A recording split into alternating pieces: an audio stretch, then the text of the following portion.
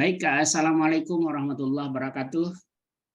Alhamdulillahilladzi bini'matihi tatimmus shalihat. Alladzi anzalas sakinata fi qulubil mu'minin liyazdadu imana ma'a imanihim.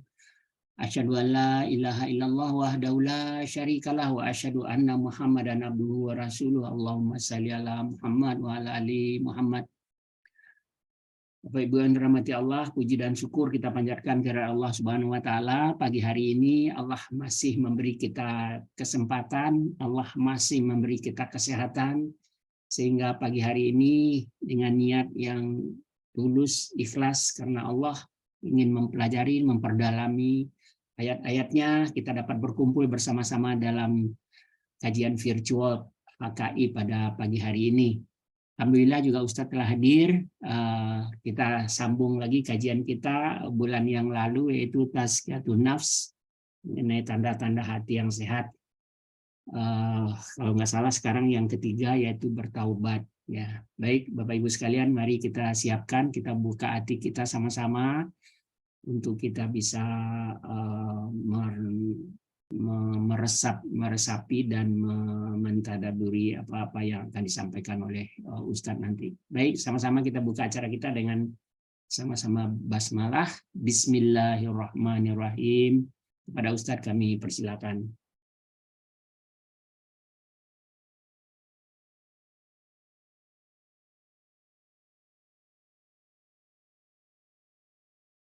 Tafadhol Ustadz.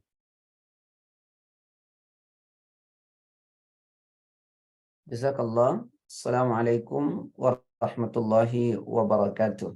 Waalaikumsalam warahmatullahi wabarakatuh.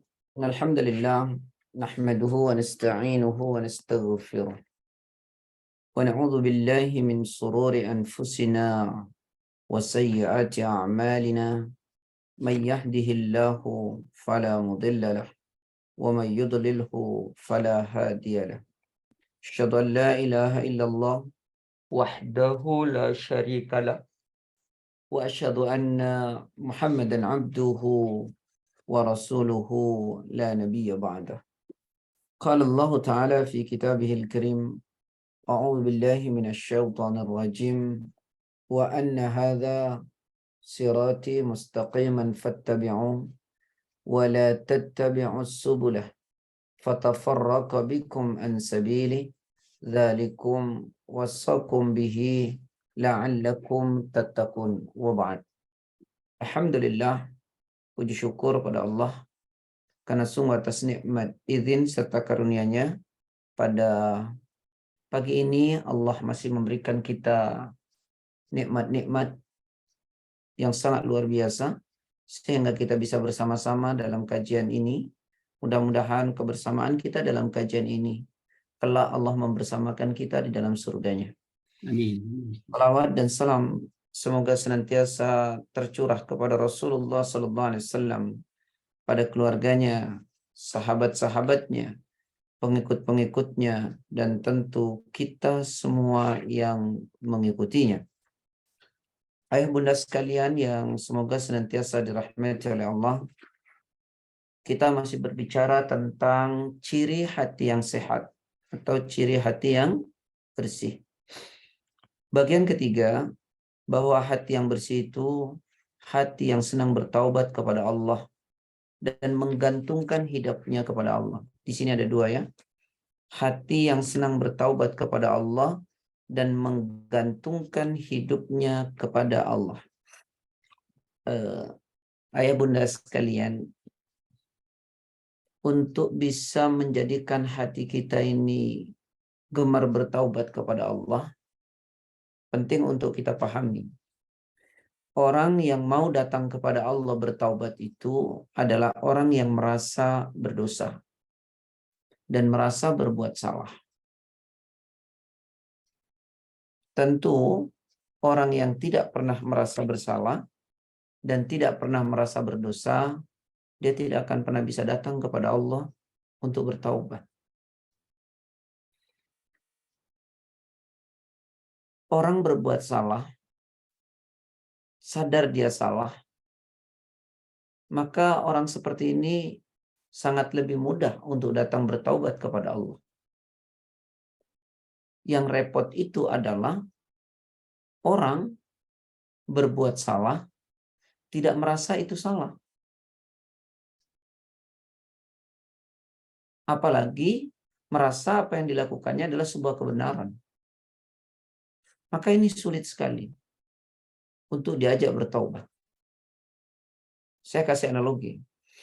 Orang minum khamr. Dia sadar itu khamr salah. Karena itu perbuatan dosa. Maka orang seperti ini, insya Allah berpeluang untuk bertaubat. Tapi orang yang melakukan perbuatan bid'ah misalnya, dia nggak sadar itu bid'ah, bahkan dianggap itu bagian daripada agama, ini sulit sekali untuk diajak taubat. Berat. Ya. Maka ini dulu, sadar kalau kita bersalah. Sadar kalau kita punya dosa. Sadar kalau kita banyak kekeliruan. Maka yang seperti ini akan jauh lebih mudah. Ya, dibandingkan orang yang nggak pernah sadar kalau apa yang dilakukan adalah perbuatan salah dan dosa. Ini akan sangat berat untuk bisa datang bertaubat kepada Allah Subhanahu wa taala. Nah, maka di awal dulu Ana pernah sampaikan, ayah bunda, bahwa orang baik itu kan bukan orang yang tidak pernah berbuat salah. Tapi orang baik itu adalah orang yang sadar kalau dia pernah berbuat salah. Karena kesadarannya itulah dia datang mau bertobat dan tidak meneruskan perbuatannya. Tapi orang yang tidak sadar ya akan dosanya, maka dia akan terus-menerus berada dalam dosa. Dan dia tidak mau datang kepada Allah. Makanya kenapa Imam Ibnu Qayyim pernah mengatakan, orang yang melakukan dosa dan tak sadar dengan dosa, maka dia akan terus berada dalam dosa itu. Dan terus melakukan perkara dosa itu. Seperti misalnya, Al-Quran mengatakan pada surah Al-Mutaffifin, Kalla bal rana ala kulubihim ma kanu yaksibun. Monggo silakan. Surat Al-Mutaffifin. Surat berapa Ustaz tuh? Oh, saya lupa tuh ya. Mutaffifin. Kalla bal rana ala kulubihim ma kanu yaksibun. Mutaffifin.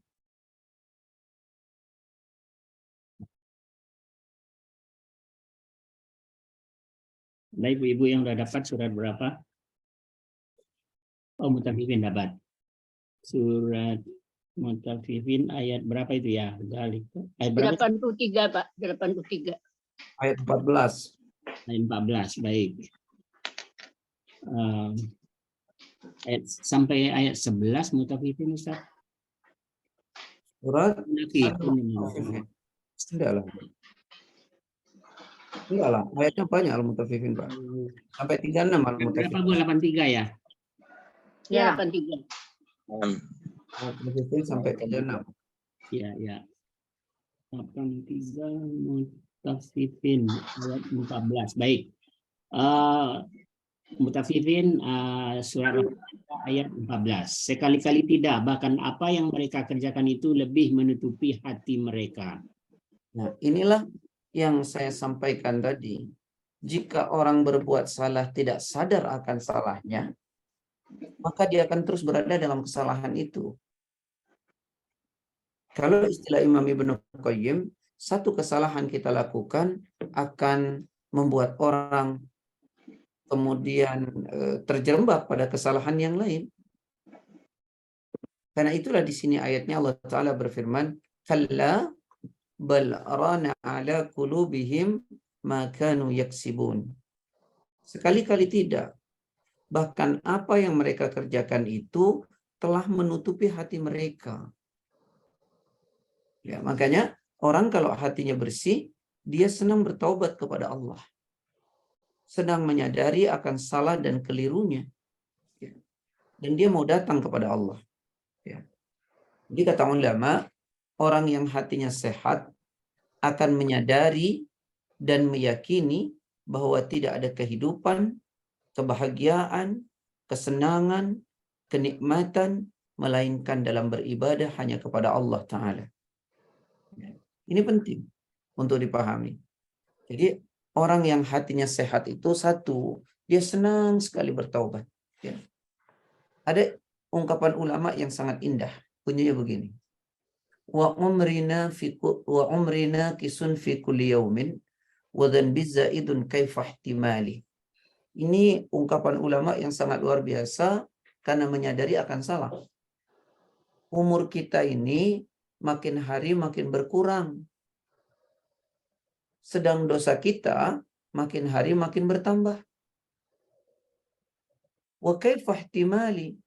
Lalu bagaimana kalau kita mempertanggungjawabkan di hadapan Allah? Sekali lagi ya Bunda, umur kita makin hari makin berkurang, sedang dosa kita makin hari makin bertambah.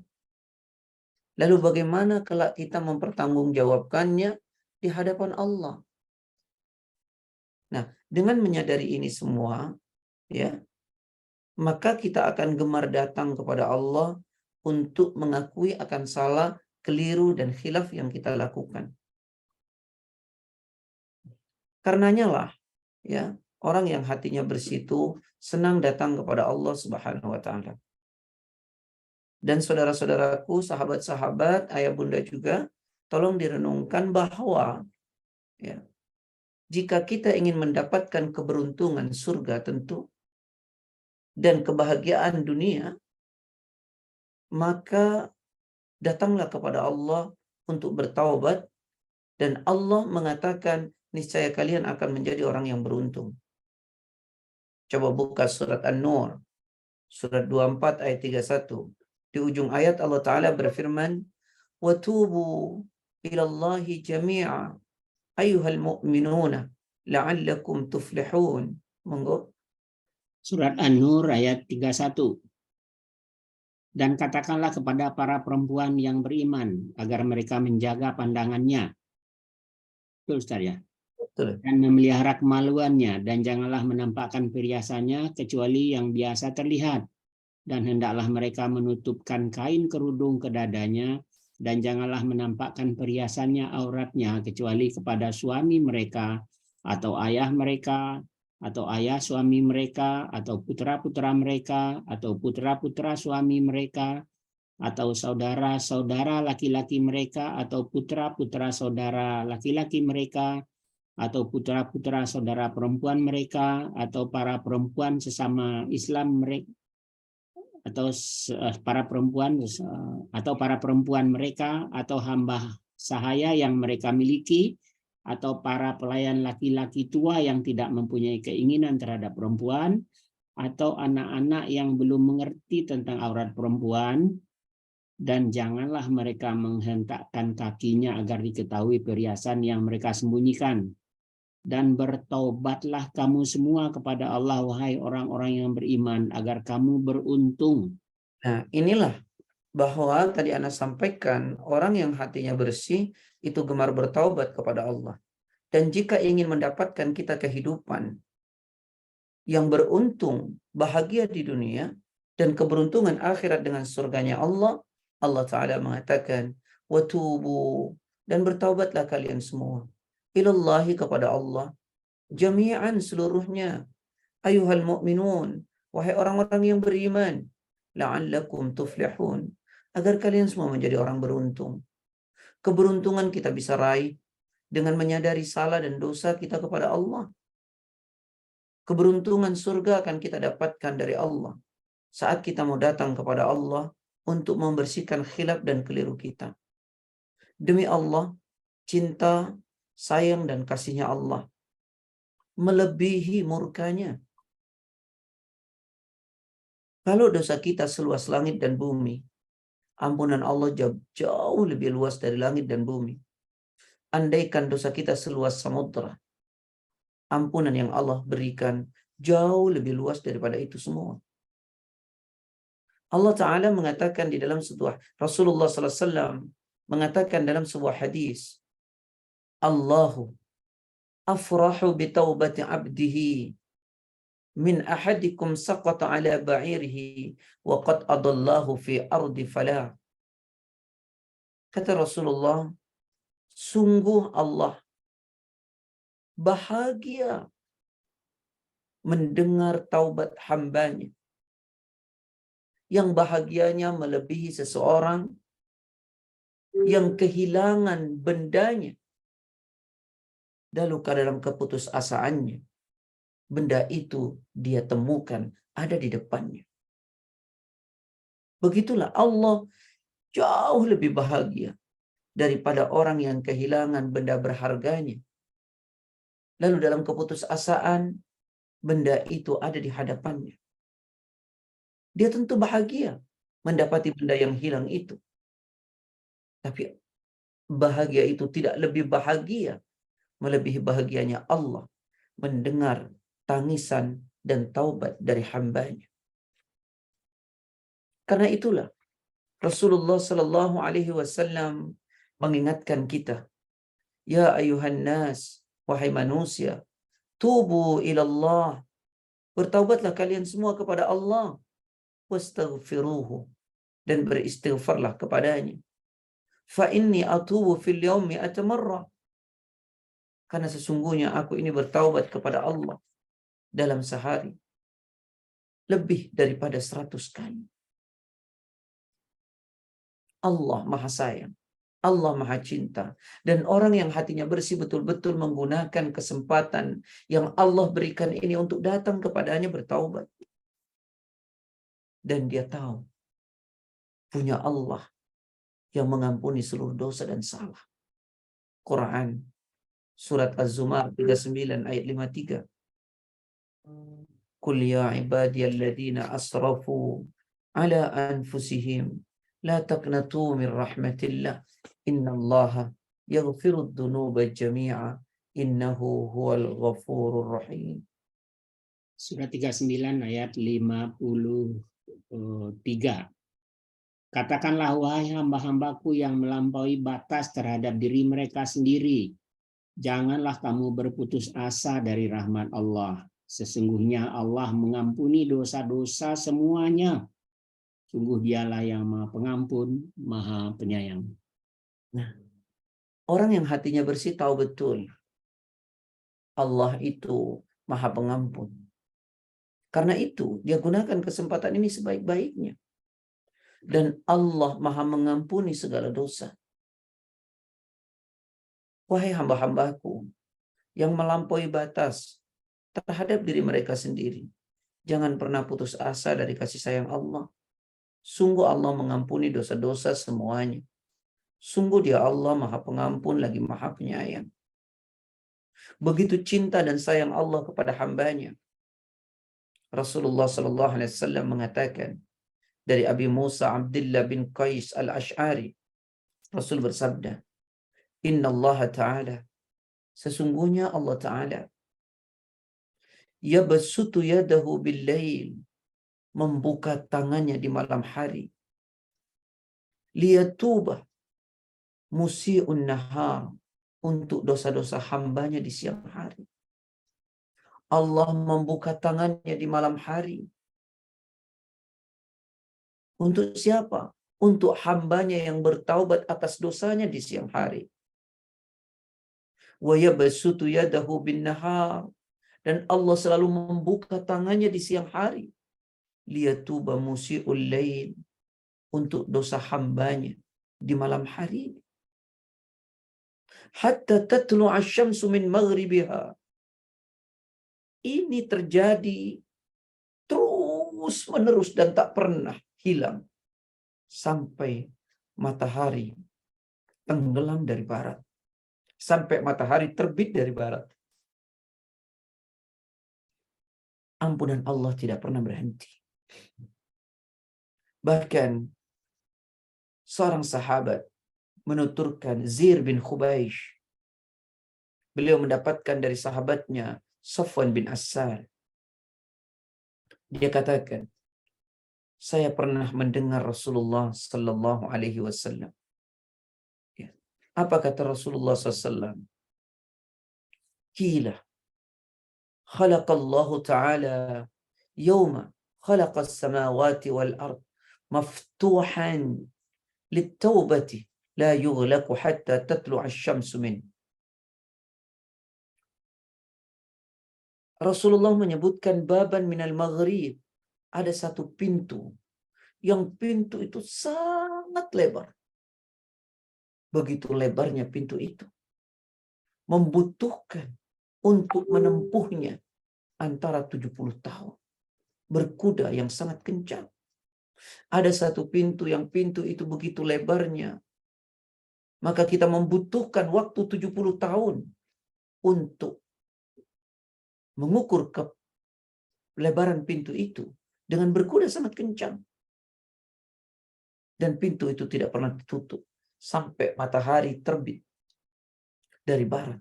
Itulah pintu taubat. Itu yang dijanjikan oleh Allah Subhanahu wa taala. Bahkan Rasulullah SAW pernah mengatakan, Inna Allah Azza wa Jal, sesungguhnya Allah Azza wa Jal, yakbalu taubatal abdi malam yughargir.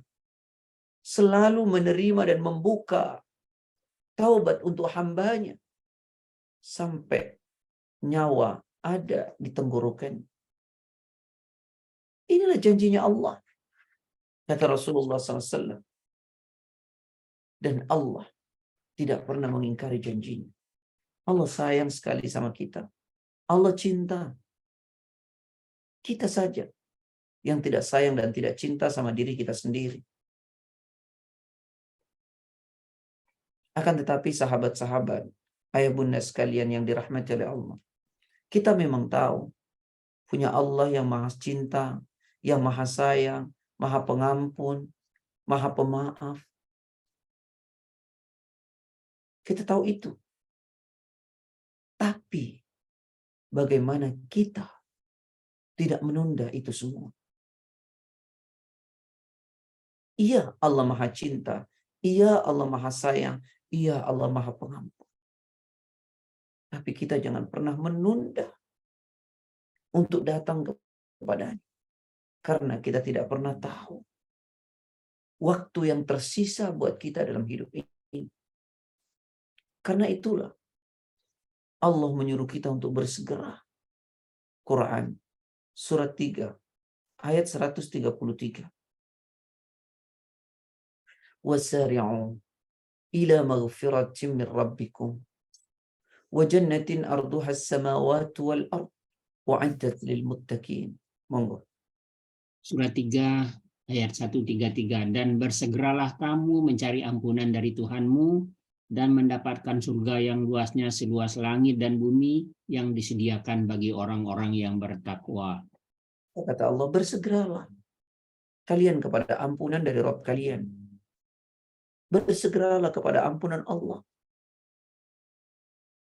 Dan bersegeralah kepada surganya Allah yang luasnya seluas langit dan bumi, yang disiapkan untuk orang-orang bertakwa. Kenapa kita disuruh bersegera? Kita tak tahu waktu yang tersisa buat kita. Kita tak mengerti kesempatan yang masih ada buat kita. Dan yang paling penting, kita tidak pernah mengerti kapan ajal kita datang. Karenanya lah, jangan pernah menunda. Al-Quran surat 31 ayat 34.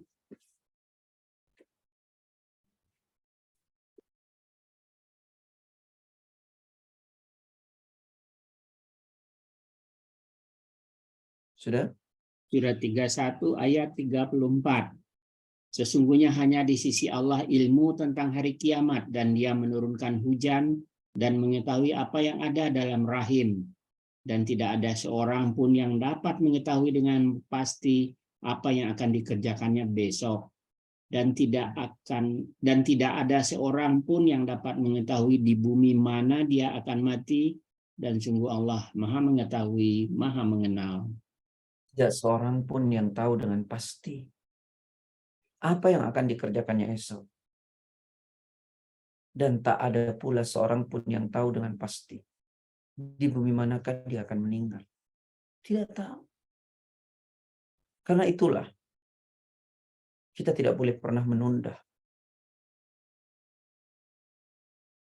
Baik, kemudian ayah bunda sekalian yang dirahmati Allah.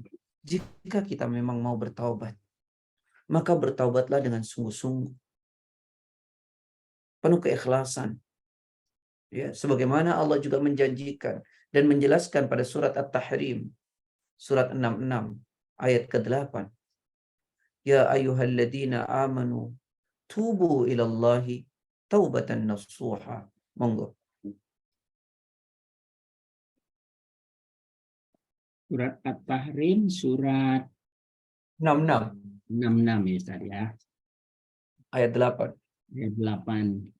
Wahai orang-orang yang beriman, bertaubatlah kepada Allah dengan taubat yang semurni-murninya. Mudah-mudahan Tuhan kamu akan menghapus kesalahan-kesalahanmu dan memasukkan kamu ke dalam surga yang mengalir di bawahnya sungai-sungai pada hari ketika Allah tidak mengecewakan Nabi dan orang-orang yang beriman bersama dengannya. Sedang cahaya mereka memancar di hadapan dan di sebelah kanan mereka sambil mereka berkata, "Ya Tuhan kami, sempurnakanlah untuk kami cahaya kami dan ampunilah kami, sungguh Engkau Maha Kuasa atas segala sesuatu." Inilah yang disampaikan Allah. Wahai orang-orang yang beriman, tubu ilallah, bertaubatlah kepada Allah. Taubatan nasuha, dengan taubat yang sebenarnya. Selama Allah masih memberi kesadaran, selama Allah masih memberi waktu, kita gunakan betul momentum ini sebaik-baiknya. Karena itulah Rasulullah SAW bersumpah. Wallahi, kata Rasul, inni la astaghfirullah wa atubu ilaih fil yawm akthar min 70 marrah. Demi Allah, aku ini beristighfar kepada Allah. Dan aku bertaubat kepada Allah dalam sehari 100 kali. Ini Rasul yang tak ada dosa. Ini Rasul yang dijamin surga. Dia datang kepada Allah beristighfar dan bertaubat kepadanya 100 kali. Kita yang tak pernah dijamin surga. Kita yang tak pernah lepas dari salah. Mari kita tanya berapa banyak istighfar kita dalam sehari. Berapa banyak kita menangis kepada Allah, menyadari khilaf dan salah kita. Tubu ilallahi jami'a. Bertaubatlah kalian semua kepada Allah. Nah, kembali ayah bunda sekalian, orang yang hatinya bersih itu adalah orang yang gemar bertaubat kepada Allah. Orang yang senang datang kepada Allah Subhanahu wa taala. Itulah orang yang hatinya bersih. Dia gemar bertaubat, dia gemar datang kepada Allah. Dia senang mengakui salah dan keliru. Untuk sampai ke tingkat ini, saudara-saudaraku yang saya cintai karena Allah, kita memang harus terus yakin dan kita harus tahu betul bahwa Allah itu selalu menyaksikan diri kita. Baik, kemudian dalam bab ini juga orang yang hatinya bersih, tadi saya sudah sampaikan, senang bertaubat kepada Allah. Dan yang selanjutnya adalah senang menggantungkan hidupnya kepada Allah. Jadi orang yang hatinya bersih itu selain senang bertaubat kepada Allah, juga bertawakal kepada Allah, menggantungkan dirinya kepada Allah. Sehingga orang-orang seperti ini hatinya penuh optimisme, tenang, bahagia, nyaman. Tapi orang-orang yang tidak pernah bertawakal kepada Allah, tidak menggantungkan hidupnya kepada Allah, dia akan ditimpa kesedihan yang terus-menerus, ketakutan yang tiada berujung. Nanti bagaimana? Nanti bagaimana? Ini akan seperti apa? Tapi orang yang bertawakal kepada Allah, menggantungkan dirinya kepada Allah, dia tahu Allah suruh saya berusaha, dia tahu Allah suruh saya berdoa, hanya itu tugas saya. Selebihnya biarkan Allah yang mengatur diri saya. Saya ulangi, orang yang hatinya bersih, dia gantungkan hidupnya kepada Allah. Sehingga orang seperti ini akan diliputi ketenangan, rasa nyaman, bahagia. Tidak akan selalu dirundung dengan ketakutan, pesimis, suudzon sama Allah. Kenapa itu terjadi? Karena tidak menggantungkan dirinya kepada Allah. Sehingga hidupnya tidak ketenangan. Dipenuhi rasa cemas, was-was, ketakutan. Nanti bagaimana? Akan seperti apa? Terus seperti itu. Seperti orang yang tidak punya Allah. Bukankah Allah berjanji? Saat kita pasrahkan segalanya kepada Allah, setelah kita melakukan hal terbaik dan berdoa kepada Allah, lalu kita serahkan segalanya kepada Allah, kita gantungkan segalanya kepada Allah, bukankah Allah berjanji? Allah akan datangkan rizki dari arah yang kita nggak pernah tahu. Quran surat 65 ayat 3. Wa yarzuquhu min haitsu la yahtasib wa may yatawakkal 'ala Allah fahuwa hasbuh.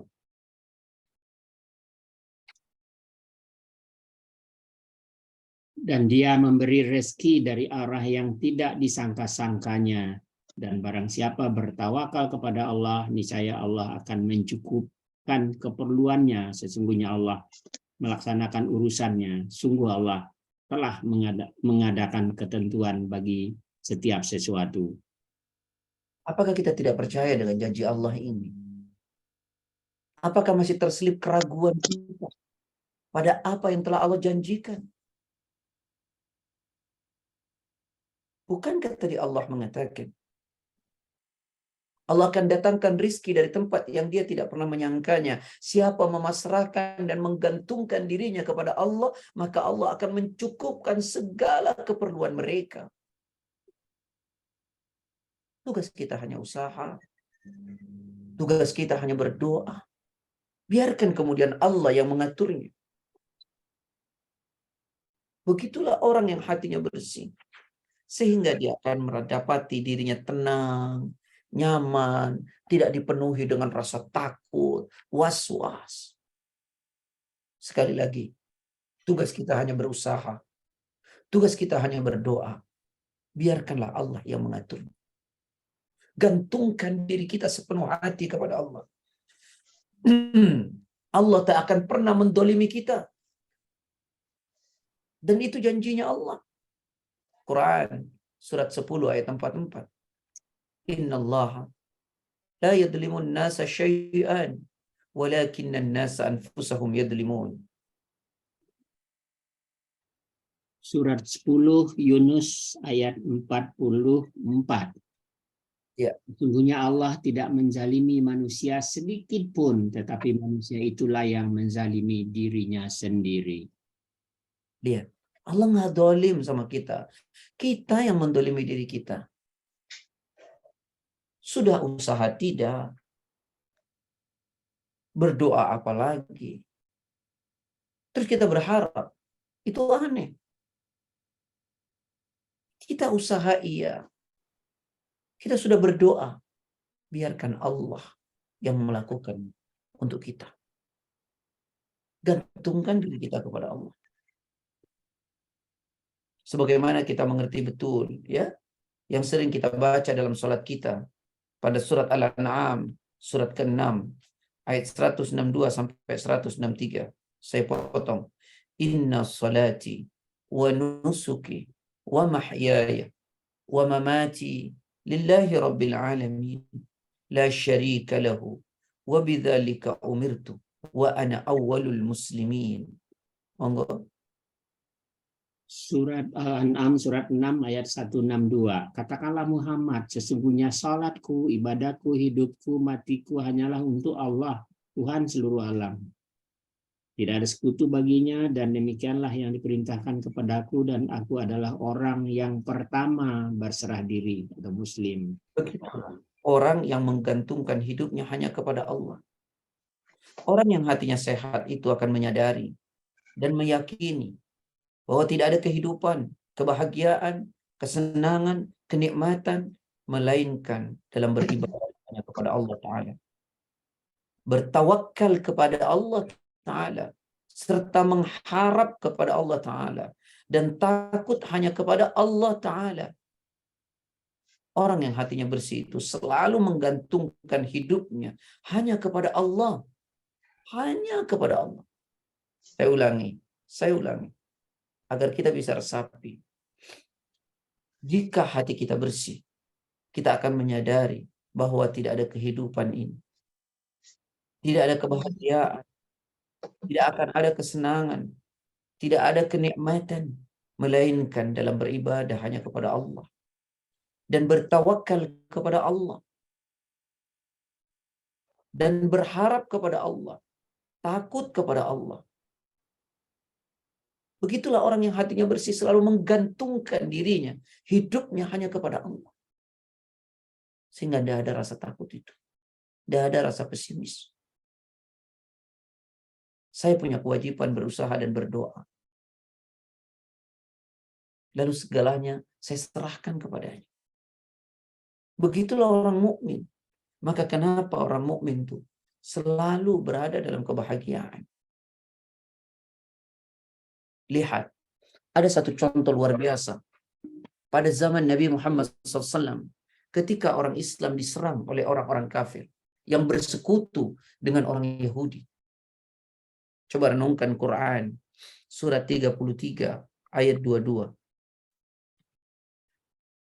وَلَمَّا رَأَى الْمُؤْمِنُونَ الْأَحْزَابَ قَالُوا مَا هَذَا مَا وَعَدَنَا اللَّهُ وَرَسُولُهُ وَصَدَقَ اللَّهُ وَرَسُولُهُ وَمَا زَادَهُمْ إِلَّا إِيمَانًا وَتَسْلِيمًا. Surat 33, surat Al-Ahzab ayat 22. Dan ketika orang-orang mukmin melihat golongan-golongan yang bersekutu itu, mereka berkata, inilah yang dijanjikan Allah dan Rasul-Nya kepada kita, dan benarlah Allah dan Rasul-Nya. Dan yang demikian itu menambah keimanan dan keislaman mereka. Coba renungkan baik-baik. وَلَمَّا رَأَى الْمُؤْمِنُونَ الْأَحْزَابَ. Ketika orang beriman melihat orang-orang yang bersekutu untuk menyerang orang Islam. Siapa yang mereka bersekutu? Orang Yahudi Madinah, orang kafir Mekah, dan orang-orang yang berada di sekitar kota Mekah dan Madinah. Mereka berkumpul 30.000 orang untuk menyerang umat Islam di Madinah yang jumlahnya sedikit. Apakah gentar? Takut? Lihat. Qalu, justru mereka berkata, hadza ma wa'adana Allah wa rasuluh. Inilah yang dijanjikan Allah dan Rasulnya. Kata mereka. Wa sadaqallah, maha benar Allah. Wa rasuluh, dan Rasulnya juga benar. Wa ma zadahum illa imana wa taslima. Justru keadaan itu menambah keimanan mereka dan keberpasrahan mereka kepada Allah. Dah gentar. Fisik nampak. 30.000 orang. Dan umat Islam sedikit sekali. Justru itu menambah keimanan dan keberpasrahan umat Islam. Bahwa dia yakin Allah akan menolongnya. Apalagi soal urusan harta, dunia. Yang kita tahu Allah menjaminnya. Kenapa kemudian rasa takut itu muncul? Karena hati kita kotor. Kita suudon kepada Allah. Kita tidak percaya kepada Allah.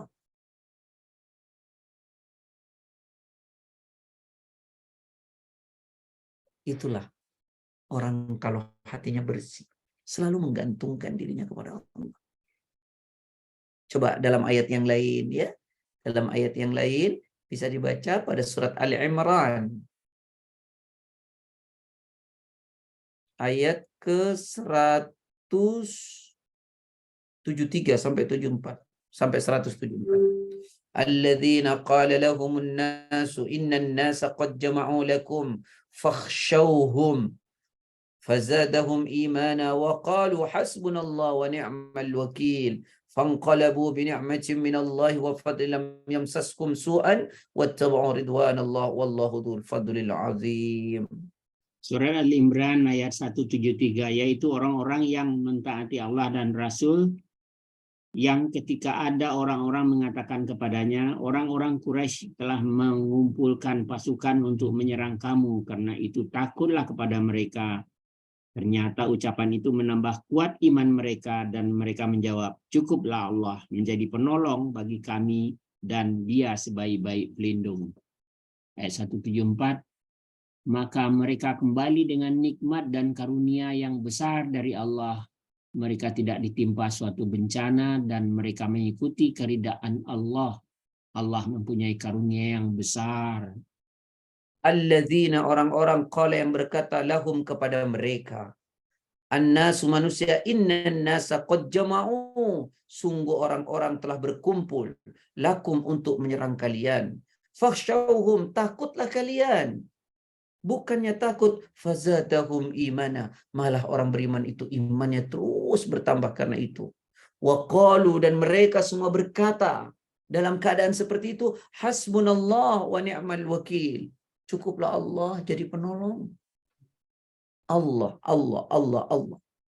Begitulah orang mukmin itu optimis, yakin, tidak pernah ada rasa takut. Itu terjadi kalau hati kita bersih. Kalau hati kita kotor, was-was, takut, suudon sama Allah. Padahal Allah sudah menjanjikan.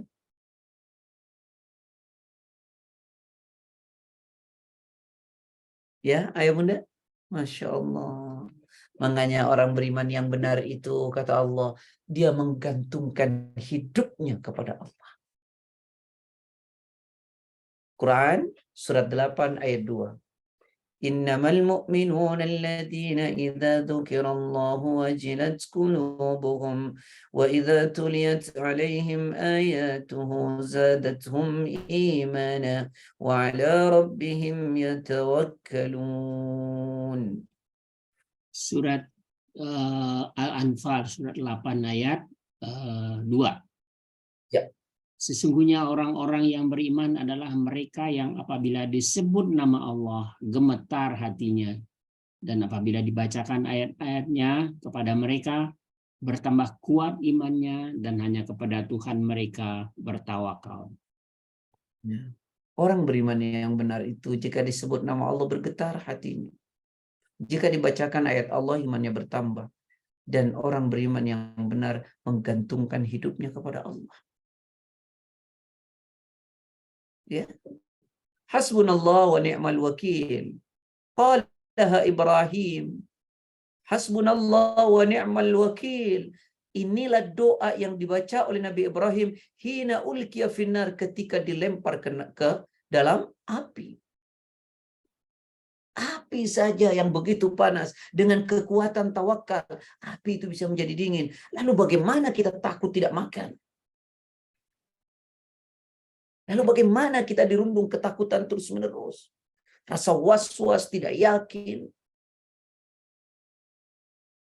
Wa qalaha Muhammad, itu juga yang dibaca oleh Nabi Muhammad SAW hina ketika qalu, orang berkata, innan nasa qad jama'u lakum, orang-orang telah bersekutu, berkumpul untuk menyerang kalian. Fakhshawhum, maka takutlah kalian.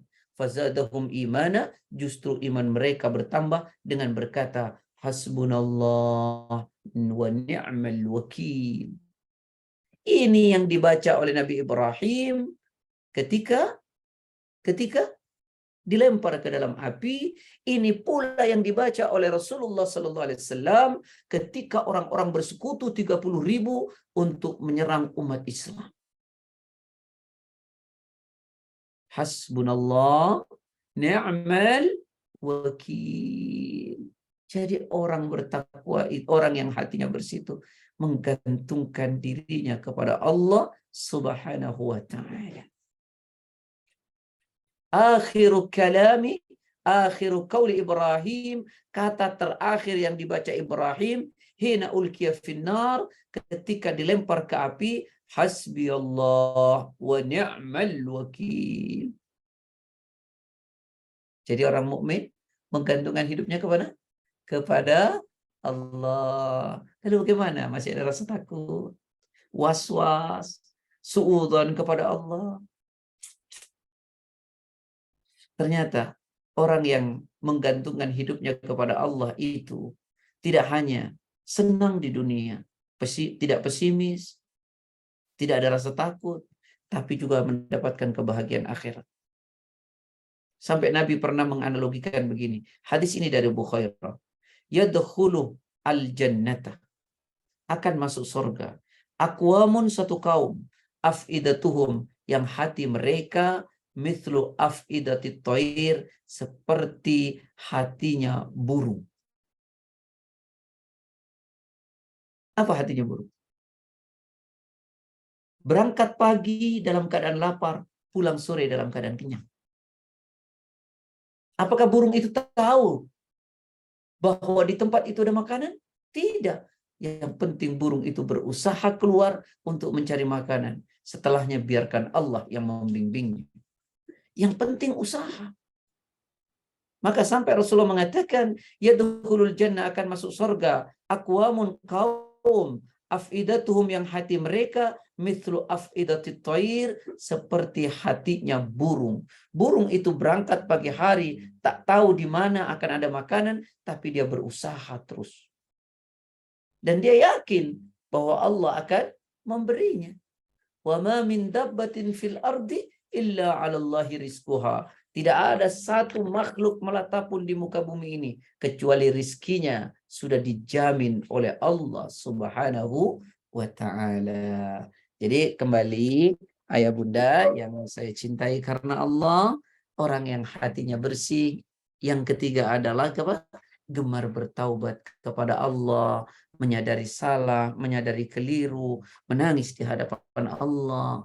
Yang selanjutnya adalah orang yang hatinya bersih, menggantungkan hidupnya hanya kepada Allah, bukan kepada makhluk.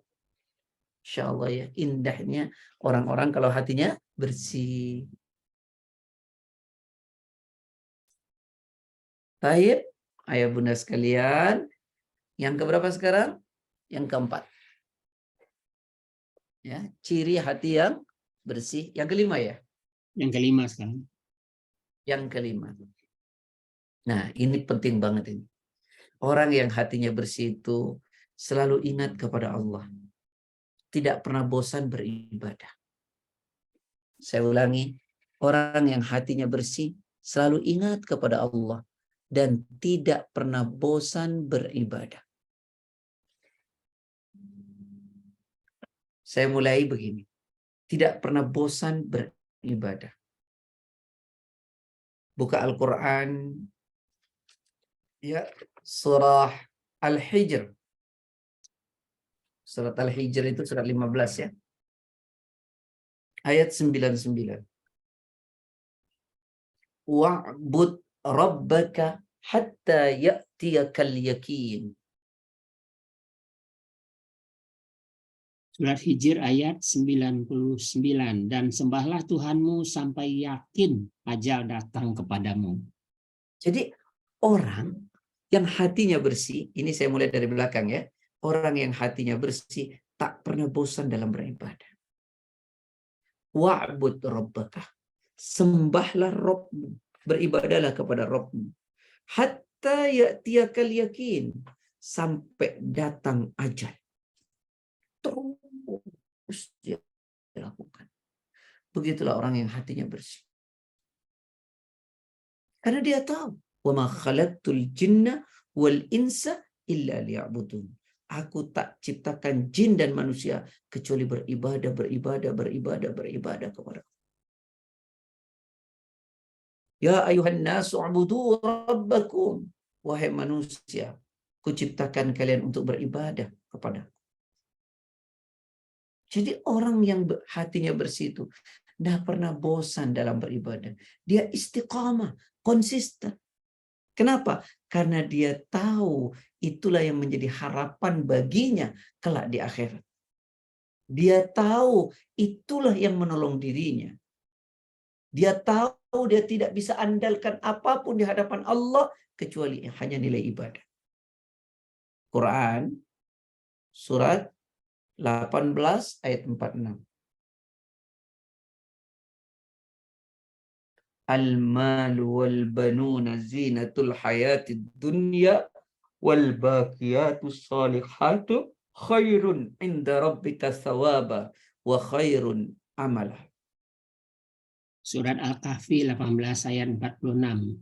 Harta dan anak-anak adalah perhiasan kehidupan dunia, tetapi amal kebajikan yang terus-menerus adalah lebih baik pahalanya di sisi Tuhanmu, serta lebih baik untuk menjadi harapan. Harta dan anak itu hanya perhiasan dunia. Yang kita banggakan itu, yang kita capek cari ke sana sini lalu kita pamerkan, anak-anak yang selalu kita ceritakan, itu cuma perhiasan dunia. Kita tidak pernah bisa berharap kepada itu semua. Saat kita meninggal, anak kita mendoakan kita. Sebulan, 2 bulan, 3 bulan, setahun, 2 tahun, 3 tahun, sudah lupa dia. Harta kita apa lagi? Tidak ikut kita. Maka amal soleh yang terus meneruslah, kata Allah, yang akan menjadi pahala terbaik di sisi Allah dan sebaik harapan kita. Jadi orang yang hatinya bersih itu tidak ada rasa bosan untuk beribadah kepada Allah. Berbeda, orang yang hatinya sakit akan mengalami kebosanan, futur, malas, ya, bosan, jenuh dalam beribadah. Tidak konsisten dalam tahajud, tidak konsisten dalam saum. Itu karena hatinya kotor. Orang yang hatinya bersih, dia selalu tidak pernah bosan dalam beribadah. Karena dia tahu itulah harapan buatnya nanti. Bukan anak-anak, bukan harta. Ayo kita lakukan secara kontinu. Walaupun tidak banyak. So, Nabi pernah mengatakan, ahabbul a'mali ilallahi ta'ala adwamuha wa in qallah. Amalan yang paling dicintai Allah adalah yang kontinu meskipun sedikit. Jadi saya ulangi, ahabbul a'mali ilallahi ta'ala adwamuha wa in qallah.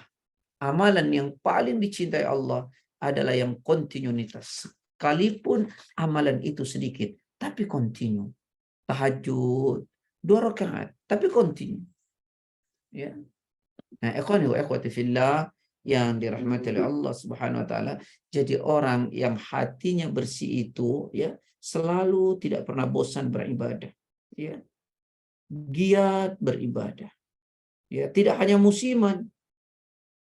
Pada bulan Ramadan semua betul-betul bersemangat. Selesai Ramadan selesai pula. Ya. Tidak demikian ya ikhwan. Nah, kemudian tadi saya sampaikan juga bahwa orang yang hatinya bersih itu selalu mengingat Allah Subhanahu wa taala, tidak pernah berhenti. Jadi orang yang hatinya sehat akan selalu ingat kepada Allah. Ya.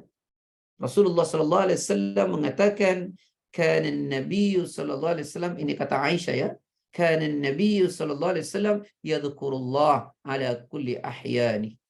Nabi Muhammad SAW selalu mengingat Allah dalam setiap keadaannya. Ya.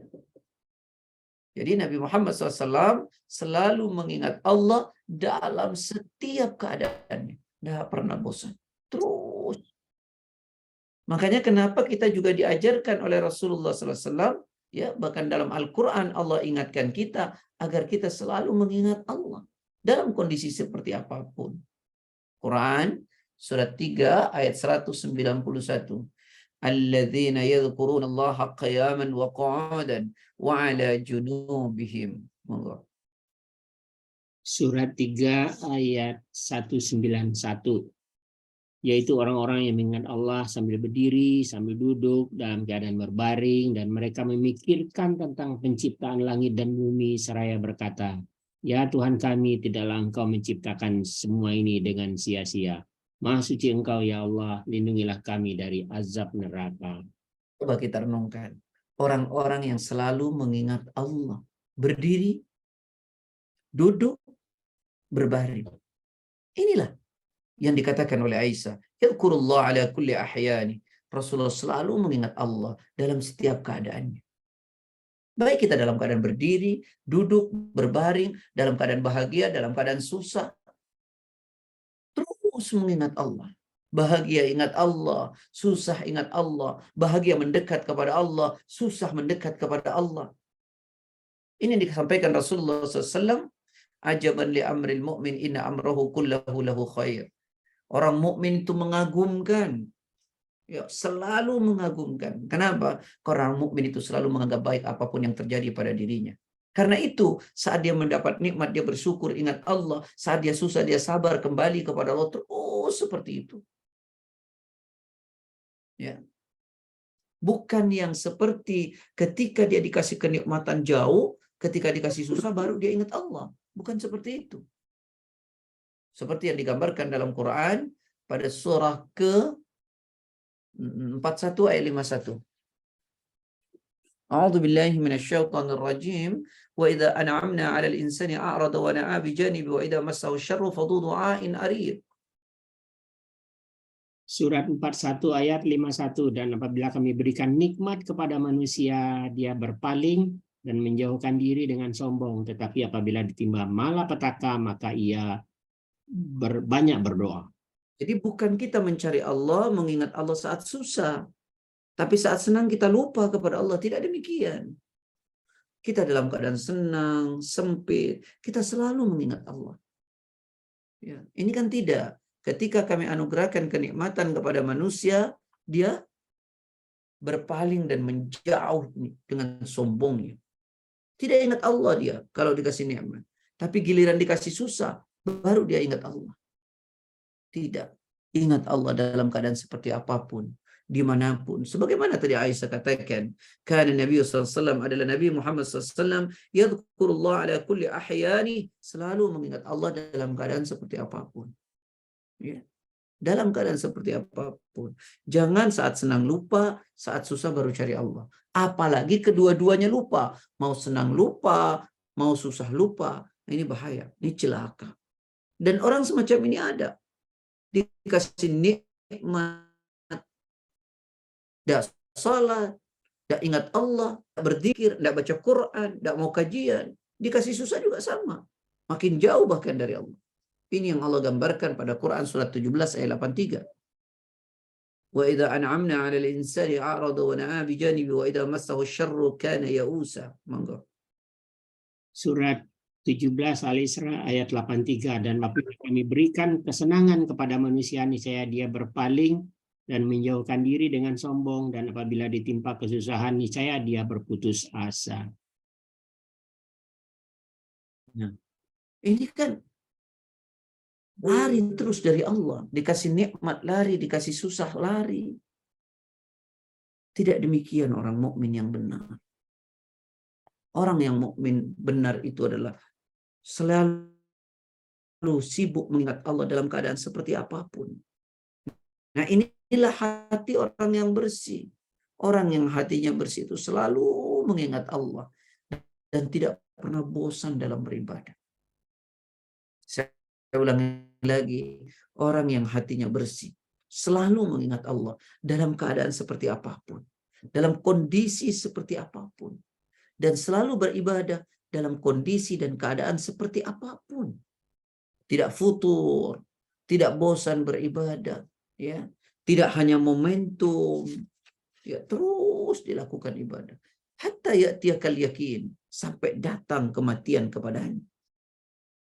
Karena dia tahu, saya hidup ini dari Allah, saya dikasih Allah, saya diberikan oleh Allah. Karena itulah saya selalu mendekat kepada Allah dan mengingat Allah Subhanahu wa ta'ala. Baik, Ayah, sekian. Ya, Kita hari ini dapat berapa nih? dapat 3. Baik, jadi minggu depan kita teruskan lagi. Bulan depan ya kita teruskan lagi nanti insya Allah. Ya, sekian. Yang bulan depan apa temanya, Ustaz? Selalu ingat nomor 6. Kita teruskan ya, Mas. Ya. Masih lama. Banyak. Baik, Bapak Ibu sekalian, alhamdulillah pencerahan yang luar biasa pada pagi hari ini. Silakan Bapak Ibu yang mau memperdalam di unmute, kemudian dihidupkan videonya dan bisa langsung bertanya kepada Ustadz. Pak Zen kelihatannya, silakan Pak Zen. Di unmute dulu Pak Zen.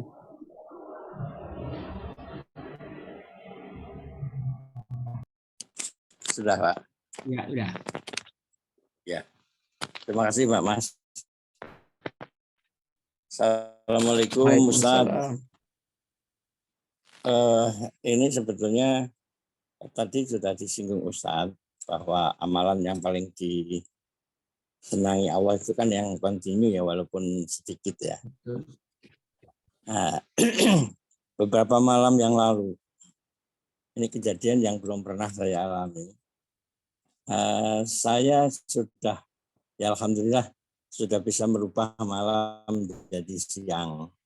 Maksud saya malam ya tidurnya dikurangi untuk zikir dan sebagainya.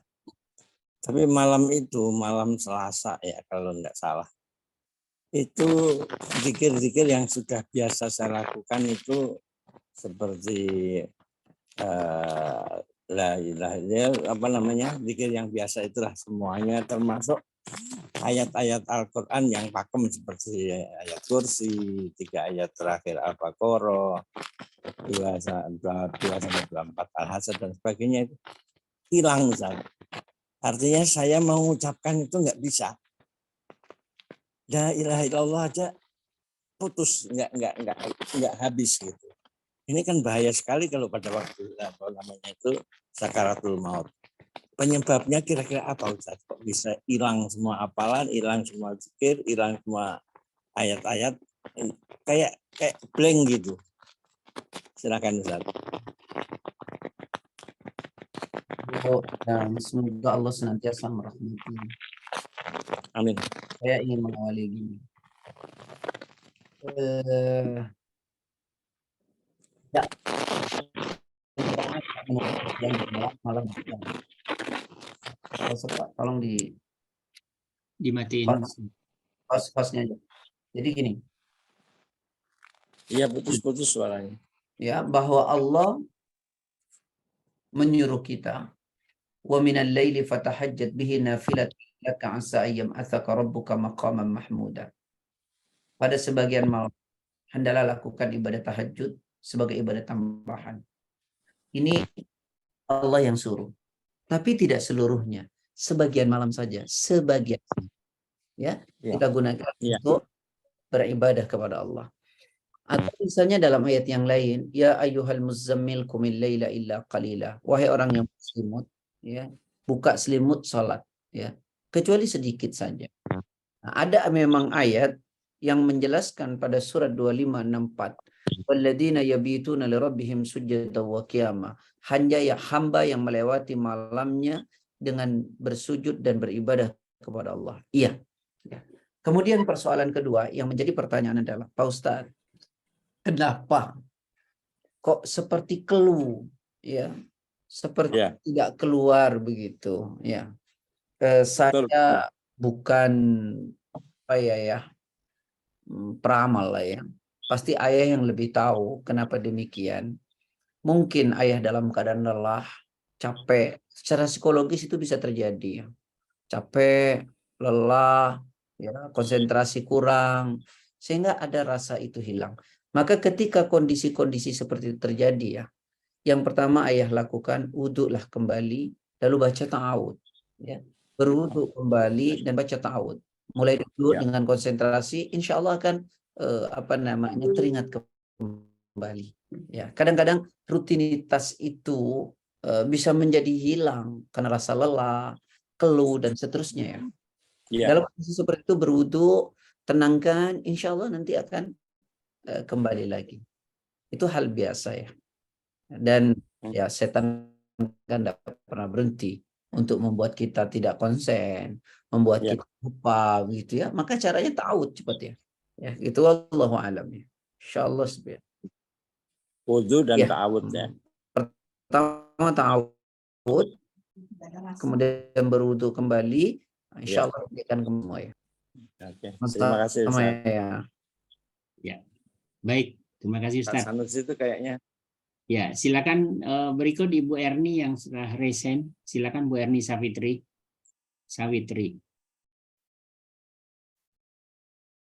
Terima kasih. Terima kasih Pak Maswar. Assalamualaikum warahmatullahi wabarakatuh, Ustaz.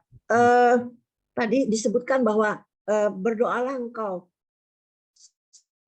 Sisanya adalah urusanku, gitu ya Ustaz ya.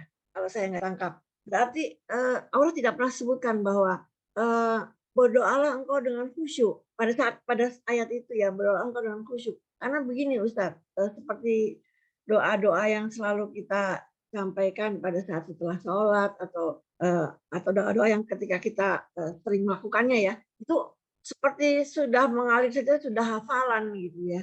Itu gimana Ustaz? Satu ya. Boleh satu lagi Pak Maswar?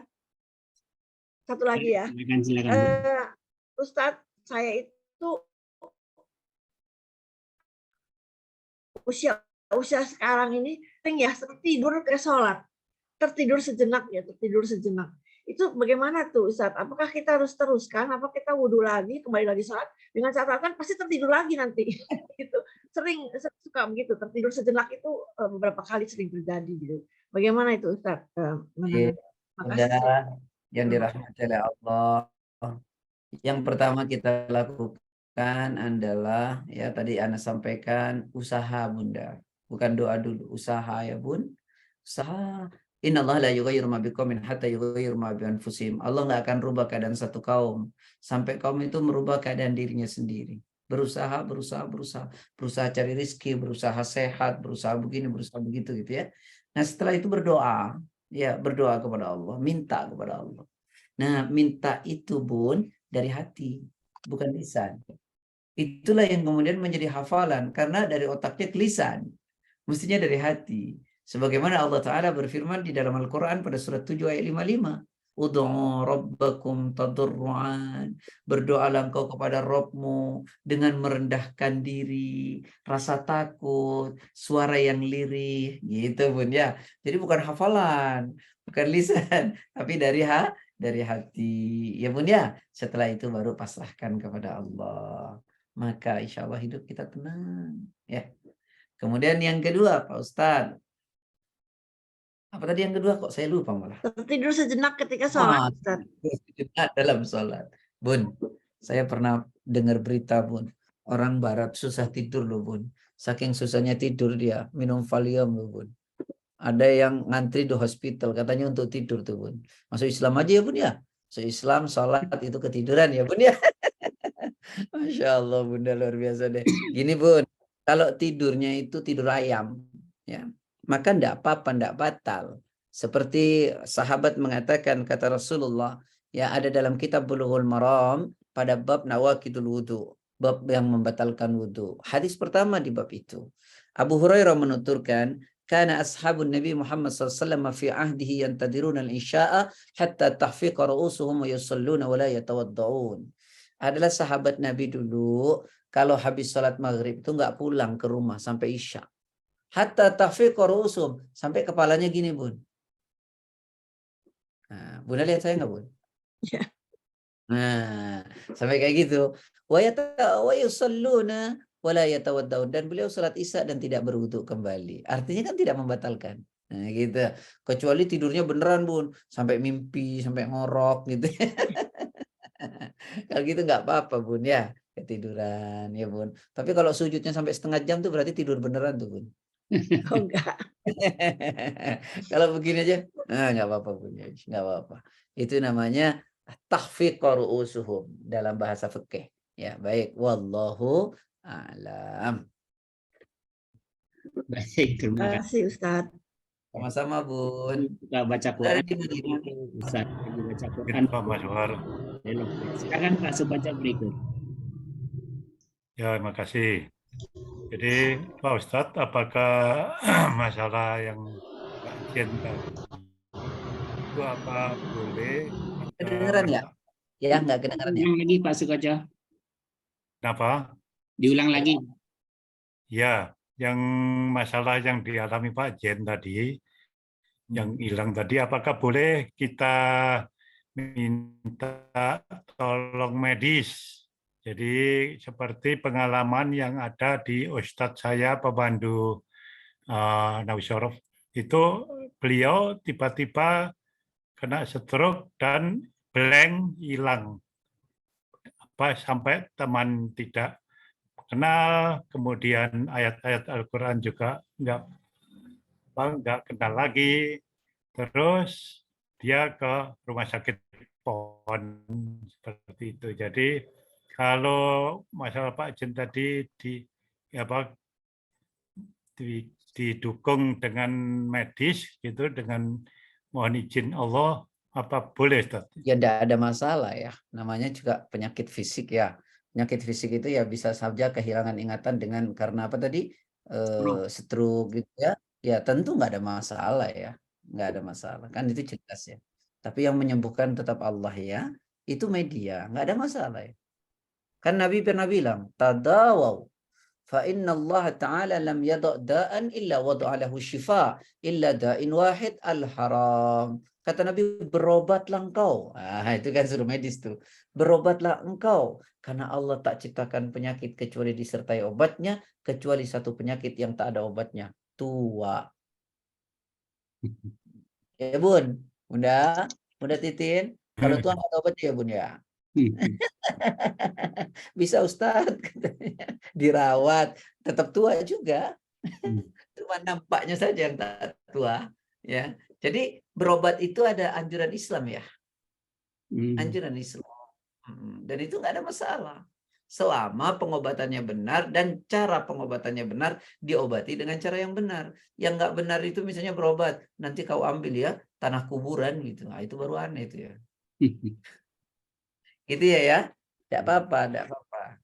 Karena Baik, jadi saran untuk Pak Jen untuk juga mendukung dengan pengobatan misalnya di MRI untuk melihat barangkali ada potensi stroke ringan atau bagaimana gitu. Biasanya seperti itu. Terima kasih. Assalamualaikum. salam. Kalau enggak nih kayaknya sehat ya, doa aja zikir ya. Sambil baca ayat kursi. Baik, kelihatannya dari tadi Pak Dewa ingin menanya. Silakan Pak Dewa. Ya, terima kasih. Assalamualaikum warahmatullahi wabarakatuh.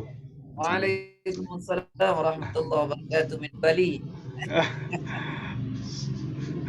Ya, ini mengenai yang tadi tadi kan ada 3 hal yang senang bertobat ya. Nah, senang bertobat ini kan dilakukan oleh orang yang tahu bahwa itu salah. Khilaf gitu ya. Yang persoalannya kan sekarang kita mempunyai perbedaan ilmu lah katakan gitu. Kalau yang ini ilmunya A, yang ini ilmunya B. Ya, kalau si ilmunya A ini kalau dia melanggar, dia paham bahwa itu melanggar, maka dia bertobat. Nah, tapi yang si B ini sudah tentu melakukan hal itu yang sama, tapi dia tidak merasa itu bersalah karena ilmunya berbeda. Nah, di sini bagaimana kita bisa melihat atau bisa menyatakan bahwa dia itu salah dengan ilmu yang berbeda. Katakan tadi mengenai bid'ah gitu. Itu kan bid'ah juga. Ya yang ini bilang bid'ah, ini tidak gitu. Nah, di sini komprominya di mana itu, Pak Ustadz? Komprominya ayah buka surat 4 ayat 59.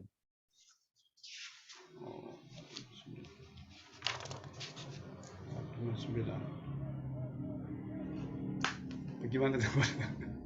Surat 4 ayat 59.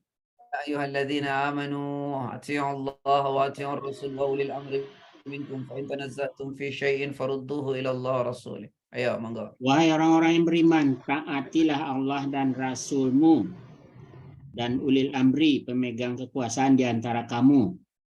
Kemudian jika kamu berbeda pendapat tentang sesuatu, maka kembalikanlah kepada Allah, Al-Quran dan Rasul, sunnahnya. Jika kamu beriman kepada Allah dan hari kemudian, yang demikian itu lebih utama bagimu dan lebih baik akibatnya. Benar itu tidak bisa direkayasa, benar itu tidak bisa kira-kira, benar itu tidak mesti orang banyak melakukan, benar itu tidak bisa pakai perasaan. Benar itu kembalikanlah kepada Al-Quran dan Sunnah. Itu sebagai timbangan. Sebagai timbangan. Orang seringkali mengatakan, iya begini khilaf-khilaf. Khilafiyah tidak bisa dijadikan dalil. Tapi khilafiyah itu dicarikan dalil. Nah ini persoalan nih. Khilafiyah tidak bisa dijadikan dalil. Tapi khilafiyah dicarikan dalil. Mana dalilnya? Bukan khilafiyahnya yang dijadikan dalil. Tapi mana dalil? Gitu. Jadi timbangannya jelas. Al-Quran dan Sunnah. Oh pendapat ini. Capek kita pendapat-pendapat. Mana dalilnya? Ayat Qurannya mana? Hadisnya mana? Lalu bagaimana ulama memahaminya? Gitu ya. Buka lagi Quran surat 6153. 6153. Surat 6 ayat 153. Oh, 6. 6 153. 6. Wa anna hadha sirati mustaqim fattabi'uhu wa la tattabi'us subula fatafarraqa bikum an sabili dzalikum wasaqum bihi la'allakum tattaqun. Surat 6 surat Al-An'am ayat 153. Baik. Dan sungguh inilah jalanku yang lurus, maka ikutilah. Jangan kamu ikuti jalan-jalan yang lain yang akan mencerai-beraikan kamu dari jalannya. Demikianlah dia memerintahkan kepadamu agar kamu bertakwa. Wa in tuti, kata Allah, wa anna hadha sirati mustaqim. Sungguh ini adalah jalanku yang lurus. Jalan apa? Jalan din yang benar, jalan Al-Quran. Fattabi'uhu. Coba sungguh ini adalah jalanku yang lurus, maka ikutilah. Apa jalan yang lurus itu? Jalannya Al-Quran dan Sunnah. Itulah ikuti. Janganlah kalian mengikuti jalan yang lain yang menyebabkan nanti kalian tercerai-berai. Ya, jadi simpel sebenarnya. Jangan dibuat rumit begitu. Nah, kemudian kita mengikuti kebanyakan belum tentu sebuah kebenaran. Coba mundur. Surat yang sama ayat 116. Wa in tuti aktsara man fil ardi yudilluka an sabilillahi yattabi'una illa dhanna wa inhum illa yakhrusun. Ayat 116-nya, dan jika kamu mengikuti kebanyakan orang di bumi ini, niscaya mereka akan menyesatkanmu dari jalan Allah. Yang mereka ikuti hanya persangkaan belaka dan mereka hanyalah membuat kebohongan. Ini jelas ya. Buka lagi Quran surat 7 surat 5 ayat 70. Laqad akhadna mitsaqa bani Israil wa arsalna ilaihim rusulan kullama ja'ahum rasulun bima la tahwa anfusuhum fariqan kadzabu wa fariqan yaqtulun. Monggo. Tinggalkanlah orang-orang yang menjadikan agamanya sebagai permainan dan senda gurau, dan mereka telah tertipu oleh kehidupan dunia. Peringatkanlah mereka dengan Al-Quran agar setiap orang tidak terjerumus ke dalam neraka karena perbuatan sendiri. Tidak ada baginya pelindung dan pemberi syafaat pertolongan selain Allah. Dan jika dia hendak menebus dan dengan segala macam tebusan apapun, niscaya tidak akan diterima. Mereka itulah orang-orang yang dijerumuskan ke dalam neraka disebabkan perbuatan mereka sendiri. Mereka mendapat minuman dari air yang mendidih dan azab yang pedih disebabkan kekafiran mereka dahulu. Baik, pada ayat surat 5 ayat 70 Allah Ta'ala berfirman pada surat 5 ayat 70. Ya, dan kami telah mengambil perjanjian dari Bani Israel. Kami utus kepada mereka rasul-rasul. Setiap datang rasul mereka kepada mereka membawa kebenaran yang tidak sesuai dengan keinginan dan seleranya. Maka sebagian rasul mereka dustakan dan sebagian lagi mereka bunuh. Mereka tidak mau kebaikan itu karena mendahulukan keinginan hawa nafsunya. Yang tadi saya sampaikan, mereka tidak mau kebenaran Al-Quran dan Sunnah. Kenapa? Karena mereka mengikuti kebanyakan orang. Dan ingat, ya, Allah memberikan timbangan Al-Quran dan Rasul. Bukan budaya, bukan kebiasaan, bukan nafsu, dan bukan karena orang banyak melakukan. Buka lagi Al-Quran, surat 5 ayat 104. Wa idza qila lahum ta'alu ila ma anzalallahu ila ar-rasul qalu hasbuna ma wajadna alayhi aba'ana aw law kana aba'uhum la ya'lamuna syai'an wa la yahtadun. Dan apabila dikatakan kepada mereka, marilah mengikuti apa yang diturunkan Allah dan mengikuti Rasul, mereka menjawab, cukuplah bagi kami apa yang kami dapat dari nenek moyang kami mengerjakannya. Apakah mereka akan mengikuti juga nenek moyang mereka, walaupun nenek moyang mereka itu tidak mengetahui apa-apa dan tidak pula dapat petunjuk. Ketika dikatakan mereka ikutilah Al-Quran, ikutilah Sunnah, apa yang diturunkan Allah dan Rasulnya, mereka menjawab, tidak. kami mengikuti apa yang telah kami dapati dari nenek moyang kami. Dari dulu udah biasa kayak begini. Apakah mereka mau ikut juga? Kalaupun nenek moyang mereka tidak tahu apa-apa dan tidak mendapat petunjuk. Nah, makanya kenapa ngaji itu harus hati-hati dan pilih-pilih. Ini sesuai dengan Quran atau tidak? Sesuai dengan hadis atau tidak? Atau ngaji ini hanya sekedar cerita-cerita saja, tanpa dalil, tanpa hujjah, lalu mengatakan ini khilafiyah. Bagaimana ceritanya? Tanpa dalil, tanpa hujjah, mengatakan itu khilafiyah. Kalau ada sama-sama dalil, maka tidak ada masalah. Nanti ini repot ya. Dan ingat, kita salah mengaji bukan hanya kita yang kena siksa, bukan hanya ustadznya, yang ikut ngaji juga sama. Quran surah 33 ayat 66 sampai 68. Yauma tuqallabu wujuhum fin-nar qala ya laitana ata'na Allah wa rasulahu qalu in ata'na sadatana wa kubara'ana fa'dalluna as-sabila qalu. Sudah ketemu? Sudah. 66. 66 sampai 68. Pada hari ketika wajah mereka dibolak-balik dalam neraka, mereka berkata, wahai kiranya dahulu kami dapat taat kepada Allah dan taat kepada Rasul. 67. Dan mereka berkata, ya Tuhan kami, sesungguhnya kami telah mentaati para pemimpin dan para pembesar kami, lalu mereka menyesatkan kami dari jalan yang benar. 68. Ya Tuhan kami, timpakanlah kepada mereka azab 2 kali lipat, dan laknatlah mereka dengan laknat yang besar. Ketika muka dibolak-balik di neraka, sudah di neraka, mereka berteriak, alangkah jika saya dulu taat kepada Allah dan Rasulnya, ikut Quran dan hadis.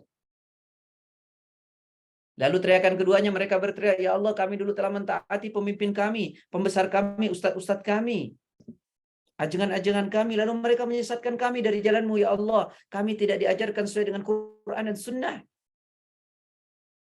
Lalu di ujung ayatnya apa? Ya Allah, timpakan azab 2 kali lipat kepada mereka. Saya gini gara-gara mereka. Dan kutuklah mereka dengan kutukan yang besar. Mohon maaf ya. Ini agak cepat nih Pak Dewa ya.